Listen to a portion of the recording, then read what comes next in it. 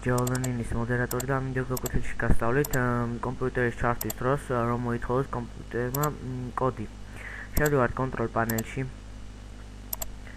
შემდეგ ვაწევით აქ. შემდეგ აქ და აქ ჩავწერთ passwords, აქაც გავმეორებ და შემდეგ ჩავწერთ კიდევ აქ. შემდეგ ვცემთ OK-ს. შემდეგ გადავალესტათებთ არ მივცემთ აქ switch user და გამოგდეს პანჯერას და მოგთხოვს კოდს.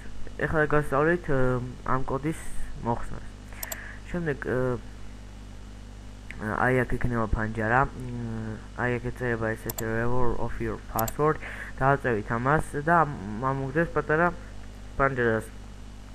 სადაც იქ უნდა ჩაწეროთ თქვენი კოდი და მივცემთ რომ password და მოიხსნება password. ეხლა გასწავლით სურათის შეცვლას.